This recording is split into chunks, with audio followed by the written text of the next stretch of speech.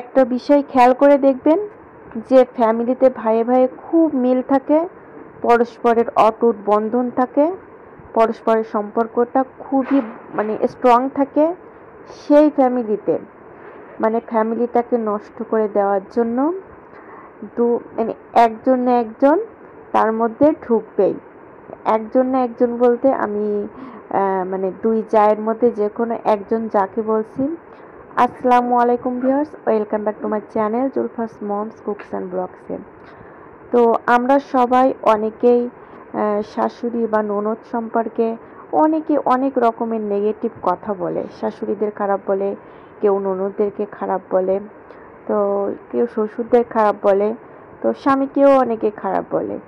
কিন্তু একজনকে কিন্তু কেউ খারাপ সেইভাবে ফোকাস করে বলে না, অথচ এই ব্যক্তিটি যদি ভালো হয় তাহলে তো খুবই ভালো, আপনি তার সাথে বোনের মতো থাকতে পারবেন।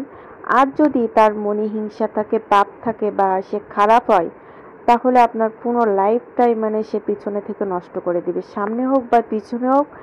সে আপনাকে সবার কাছে কালারিং করে দেওয়া বা খারাপ করে দেওয়া থেকে আরম্ভ করে এমন কিছু নাই যে আপনার পিছনে সে করবে না। হ্যাঁ, যেটা হচ্ছে ননদ এবং শাশুড়িরা করলেও সামনে করে, এবং সেটা কম বেশি সবাই জানে এবং ধরতে পারে। আর এই ব্যক্তিটির এই যে খারাপ যে মেন্টালিটি বা এনার যে ক্ষতিকর প্রভাবগুলো, এগুলো কিন্তু সবাই ধরতে পারে না। তো কোনো ফ্যামিলিতে যদি কারোর যা খারাপ থাকে, বা হচ্ছে দুই বউয়ের মধ্যে, দুই ভাইয়ের বউয়ের মধ্যে যে কোনো এক ভাইয়ের বউ খারাপ থাকে, তাহলে কিন্তু সেই ফ্যামিলির বন্ডিংটা থাকে না।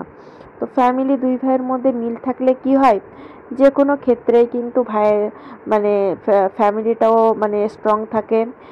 সে ফ্যামিলির অন্যকে এসে সে ফ্যামিলিতে কোনো পার্সনের নামে কিছু বলতে পারে না, বা যে কোনো বিপদে আপদে একজন আরেকজনের পাশে দাঁড়ানো যায়।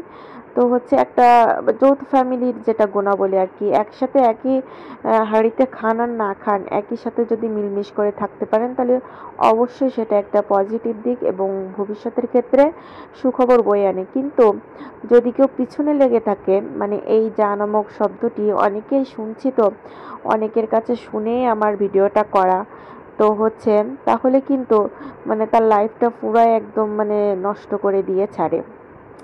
কারণ এদের মনে প্রচুর পরিমাণে হিংসা থাকে, আর এরা কখনোই ভালো চায় না যে তার দেওর বা ভাসুরের ছেলে মেয়ে ভালো থাকুক, বা সে ভালো থাকুক, বা তাকে কেউ প্রশংসা করুক বা ভালো বলুক।